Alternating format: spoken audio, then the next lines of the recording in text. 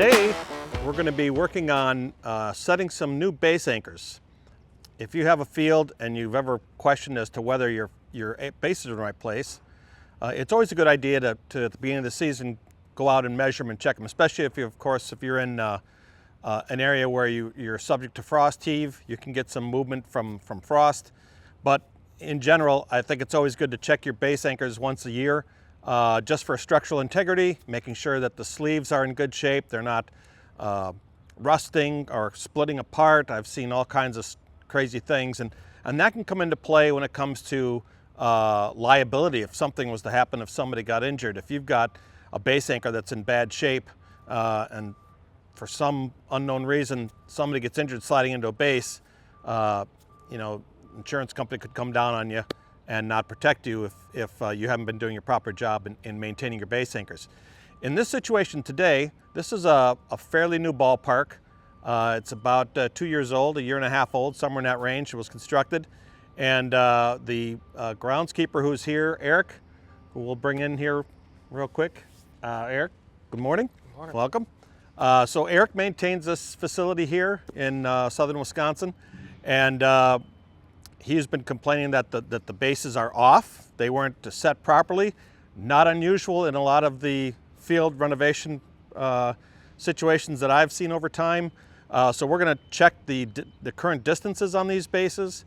We'll set up our string lines so we can align them to the foul lines, and we'll take all the measurements to make sure they're square, and you'll get to see it all here, so you'll understand how to do it and go about it. All right, so let's get started. We've run a pair of string lines from home plate up to each foul pole. These are already preset, so they're kind of what we have to work off of. So you'll see one going up the first base line. That string is nice and straight. We've plucked it to make sure, and then we've got another one going up the third base foul line, same thing. And you'll notice the string line, if you look down to the foul poles, the string line is set to the outside edge of the foul pole, all right? You don't run the string line to the center of the foul pole, you run it to the foul edge of the foul pole. So it's, on this one, it's set up to the left edge of that foul pole, and on the first base side, it's set up to the right edge of the foul pole, okay? Placement's critical to make sure these are correct. Once we've got those stretched and we pull them really tight when you're setting these up, we want those strings as tight as possible. It helps having somebody halfway down helping you pull the slack out. Then we'll pop those strings to make sure we get a nice straight line. So with that set up, now we're going to actually go and do the measurement of these bases. Now this field has 3 different base settings, a 60-foot, a 70-foot, and an 80-foot, correct, Eric? Yeah. So they host a lot of different size leagues on here, and so he's looking at having to replace 6 bases, plus he's got one. The 60-foot has to have a double first base in it. So he's actually got 7 anchors to place in here. But one thing to notice as you look down this foul line and take a look at first base, you can see that base is off right from the start. That edge of the right edge of that base should be snug up against that string line. If we turn to the third base side and look down that string line, you can see where the third base is too far over into foul territory. That left edge of the base there should be right on the edge of that string line. So we're going to check all these things out. So let's get started by measuring these out. Now, when talking about base lengths and those kind of things, all those dimensions that are critical on a ball field, one thing that's really important is to know what are the dimensions for the governing body that guides your program. And we have this really handy book called the Ball Field Design and Dimensions Guide. And inside it, you can see here for baseball, has all the dimensions for all these different governing bodies, age levels, and it gives you everything from the length of the bases to the distance to the pitching rubber, all kinds of dimensions, anything that you need. Basically what you see on that drawing on the left there, it gives you all that information. We have that both for baseball and then on the next page for softball. All right.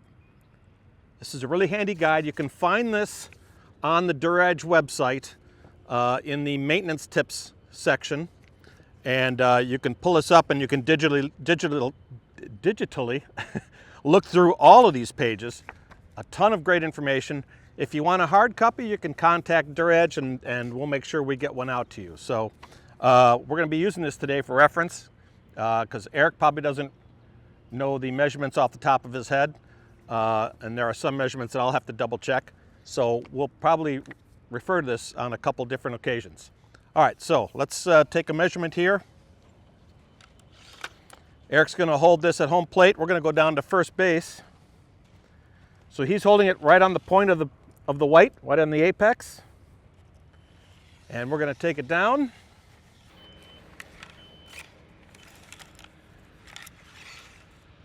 So this is a 60-foot base distance, and at first base and at third base, you measure to the back corners on both of those bases. So if I take this tape and measure back to the back corner, we're pretty much just about dead on, maybe a 1/4 of an inch off.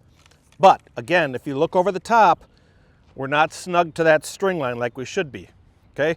This edge here should meet up with the string line edge. So this base anchor will have to be dug up and moved, and we're going to change the base anchor anyways, so that's that. Now let's move over to third base and check that same angle, or that same measurement. And we'll take the same measurement, and here you can see we're 2 inches off. We're actually at 59 feet 10 inches. And of course on top of that, we're about 3/4 of an inch off into foul territory. So that has to move off closer towards second base. So this one's 2 inches too short. That one's the right distance, but it's too far away from the string line. So now we're going to measure to the second base, and before we do that, we need to set some pins. Now, unlike first and third, where the measurement goes to the back corner of the base, at second base, your measurement goes from the back corner of third base or the back corner of first base to the center of the base, all right? So if we take these two tapes,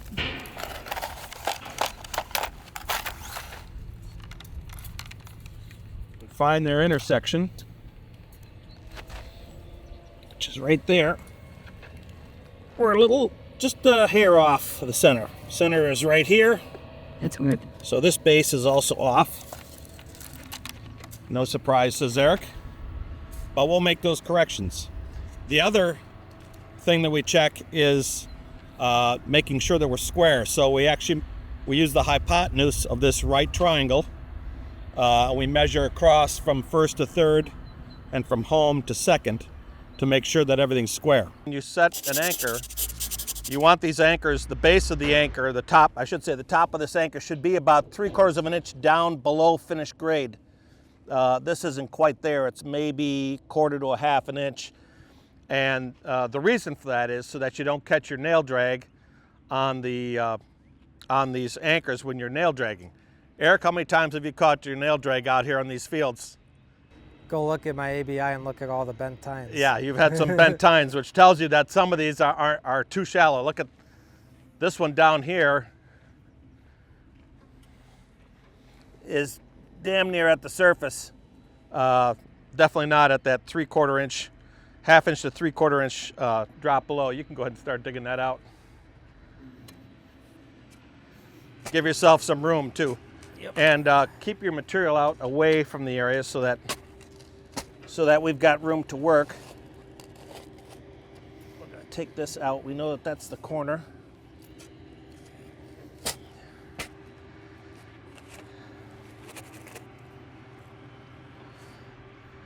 So as he's digging this up, pull this string out of the way. We want to make sure we move our spoils far enough away so that when we have to check when we're putting this in, we'll be using a level to check to make sure what the height of the base anchor is. So we don't want to have that material in the way of us being able to easily set up a level to take a look. We got some major stones down in there.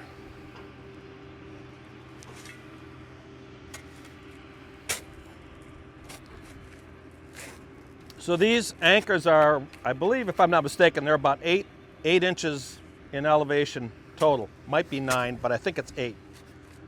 So depth-wise, we're going to want to go down about 3/4 of an inch below that in order to get the top of that base anchor down below that finished grade. This is why I bring the young people onto the job, because I'm too old to do this anymore.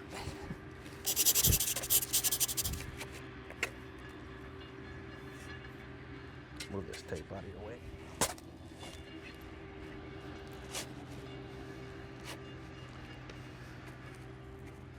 So Eric has pre-made these anchors.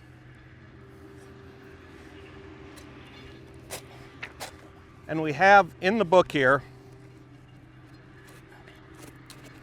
we have a whole section on what we're doing today, which is setting base anchors.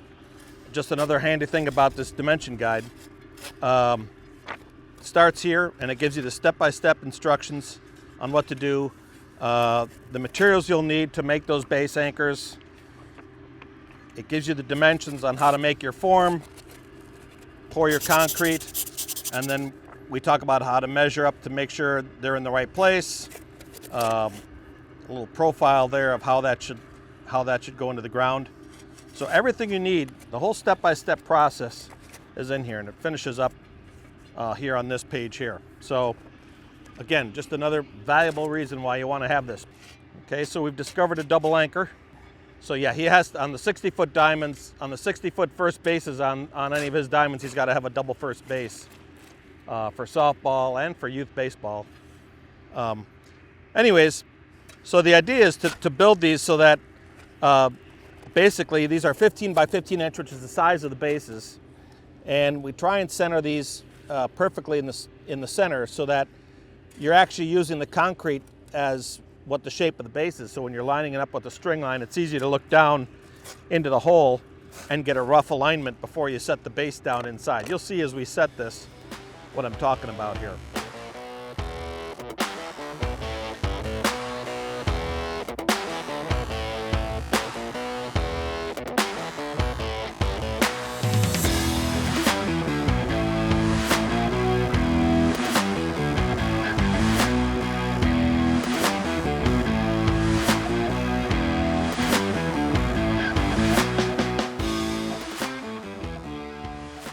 Let's just check real first and see what the depth is. If you want to drop one of these anchors in, Eric, we'll check it out. All right, so we can set this across here now. We gotta go down. We gotta go down more, don't we? Yep. We gotta go down about 1.5 inches. You're about 3/4 of an inch high right now. So we gotta go down a little bit farther.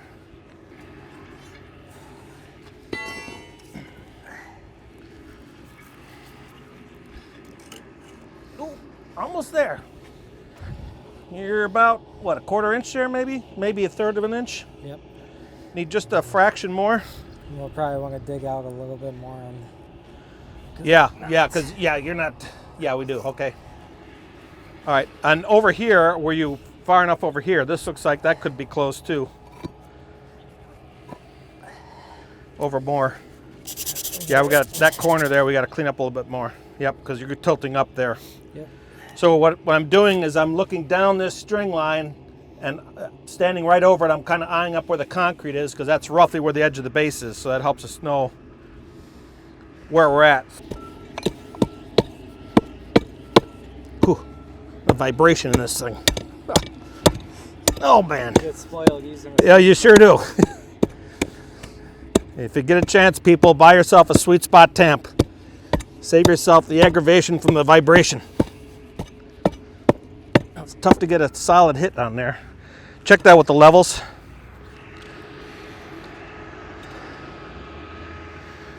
You can scrape that so you're high on that side. You're gonna scrape and pull. Yep. Maybe a little scrape and pull. All right, how do you look in long ways? Oops, get that rock out of there. That's pretty much dead on. Dead nuts there? Yep. Okay. So let's scrape this back side here, and we'll just kind of feather that down into the lower area. High over here.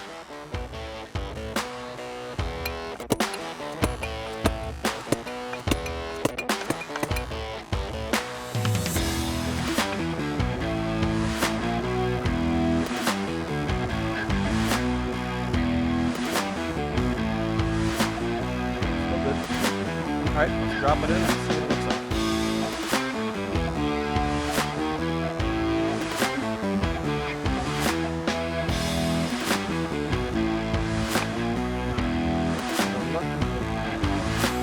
Let's drop this in.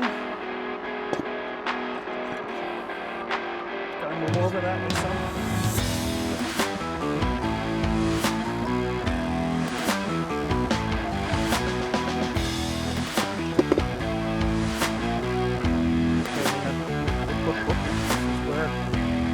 Digging bar comes in handy. In the meantime, we got to check the measuring tape.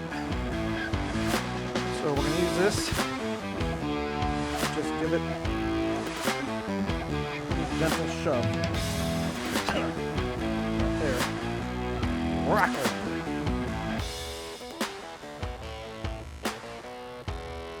Say Wednesday. Right there. This corner. I see that. We're a little crooked on that side. Now, before I do that, check the rotational on that base. Make sure it's sitting in.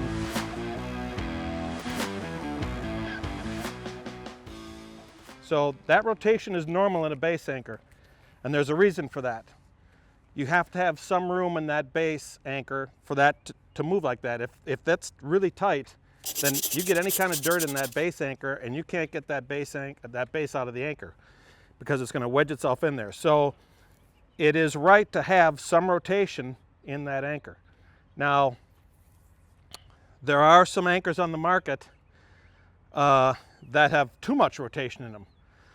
They're the pound-in anchors, and some of those, especially the heavy-duty ones, you just get way too much rotation in them. But these are just about the way they're supposed to be. Okay, so now we got to check distance. Now, one thing I'll say about using measuring tapes for this project, or any project when you're measuring on ball diamonds, certainly you can buy all kinds of measuring tapes, but what you want to avoid is using fiberglass measuring tapes because they stretch too much. So you're not necessarily getting an accurate measurement. This is a steel tape that has been coated, I believe, I think it's nylon, I forget, but it has some kind of coating on it to protect the steel. And that way there's no stretch in this tape, so you're getting an accurate measurement. So we got to move out this way an inch. Stay there.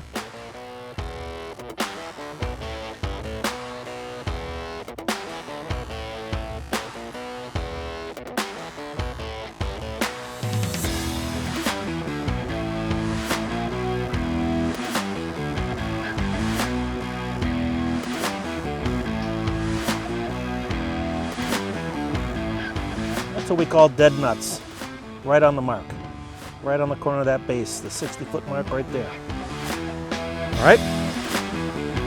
You can see we're doing very exacting work here, and that's the way we want it. We want them to be perfect and correct. We don't just slap it down in. All right, so Eric measured or checked the levelness of this before we set this anchor in, but I'm just going to double check this real quick using a torpedo level. I don't have a magnetic one, I wish I did. But I want to check the plumb of this, and as you can see, that's leaning. See that? So this side we got to go this, no, we got to go that way. It's got that side, and we need that side and this side need some soil. So I'm just going to put my toe here. Yep, get yourself just a little bit of soil. And I'm going to pick this up, that side, and then I'm going to need a little bit on that side. This side here.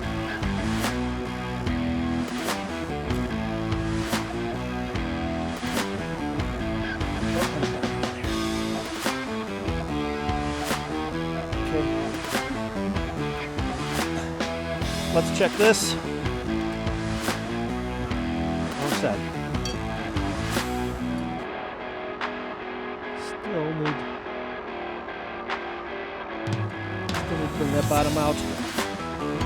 side.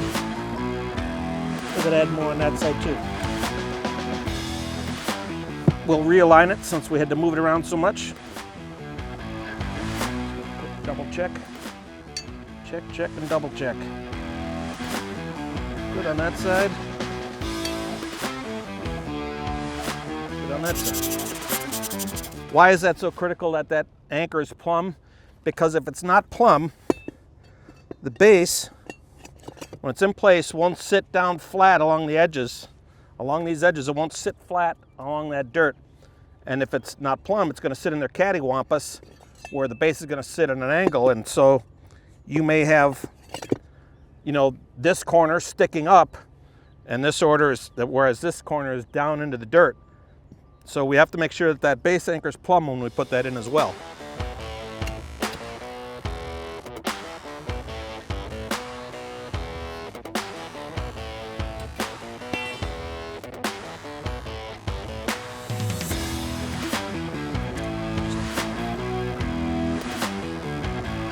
Perfect.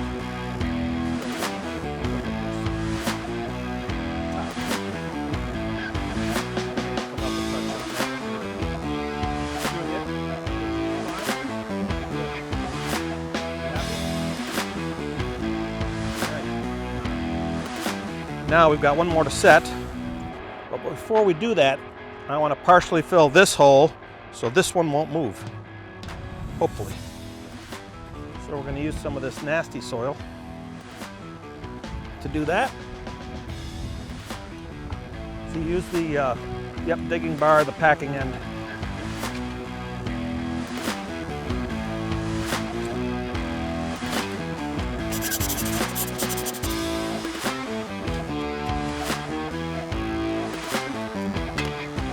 All right, that's immobilized anchor number 2.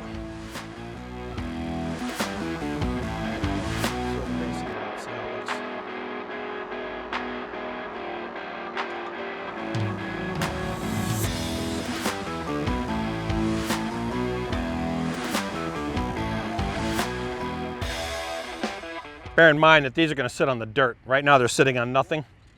So what we need to do is check plumb right now.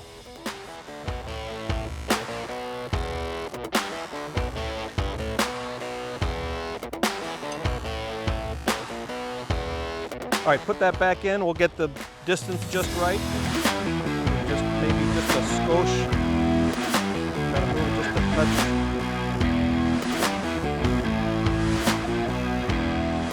I'd say that's right on. I think we're ready for the proper burial.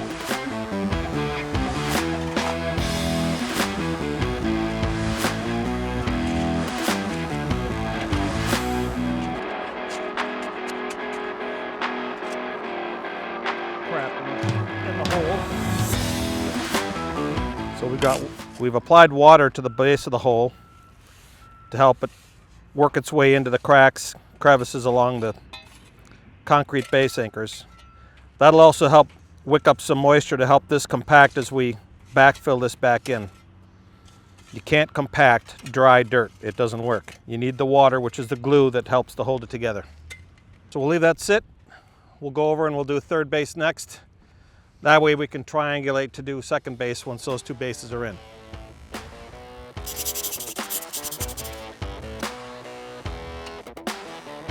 one's a C&H.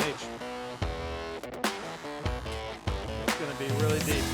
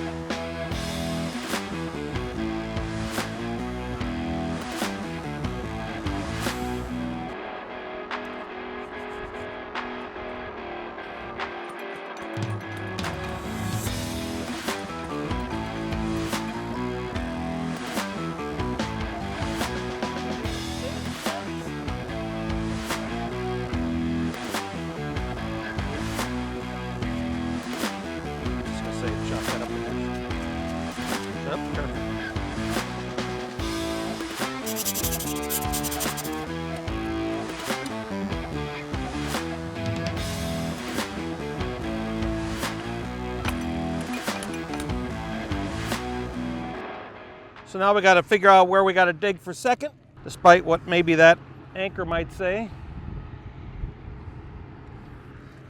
So we're going to triangulate here. So we've got a measuring from the foul line at the back corner of first base to here, and from the foul line back corner of the third base to here, we should have 60 feet. We find that intersection. And if the wind will stop blowing my tape. Z, give me a pen, would you?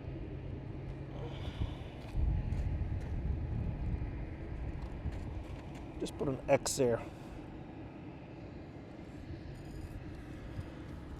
So to triangulate this, it's 60, 60, and then from home plate, it should be 84 feet, 10 1/4 inches for 60-foot bases. This probably isn't going to be right because they're off a little bit from the foul pole, so this may be off just a bit. Okay, so our X is right here. This is where our intersection of 60s were.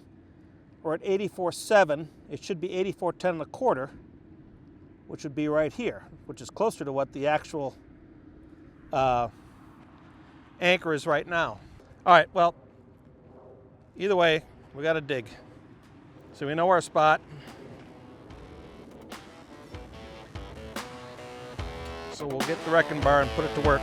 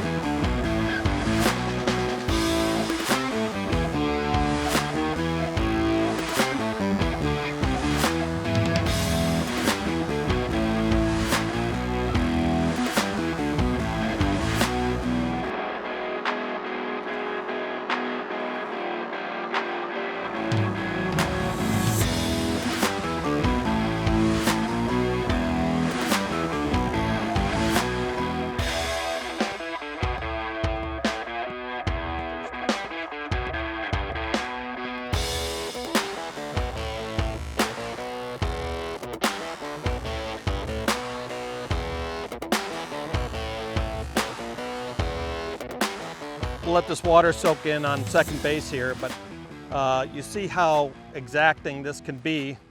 You don't just want to slap these things in, you want to make sure that they're sitting plumb so that the base will sit flat on the surface. We want to make sure our measurements are all exact and where they're supposed to be. Obviously in this situation, we couldn't make sure that everything was perfectly square because the field was already out of square based on the placement of the foul poles and home plate. If we had more time, I might have attempted to make an adjustment moving the home plate. But we can ensure that all the bases are 60 feet from home to first to second to third and back to home. So at least we know that all the base distances are correct. So bottom line here is to take your time, take your measurements, make sure you get the proper depth, so that you've only got about, so that the base top of the anchor is sitting down far enough out of the way of a nail drag catching it. And every time you move this anchor as you're installing it, you have to go back and recheck all your measurements, make sure everything's where it needs to be so that when you're finished, everything is in alignment. Much like the same as putting in a home plate or a pitching rubber. Every time you make adjustments as you're installing those, you have to be going back and double checking all your measurements and checking for level and all those kind of things. So if you follow those rules, get that dimension guide or go online onto our website and take a look at that and read through it. We've got all the instructions written out as to how to put these base anchors in, and how to build the anchors so that you create that form and put the anchors in the middle and pour the concrete in. It's all there. All you got to do is go read it, tap into it on our website, or check with DuraEdge about getting a hard copy for yourself.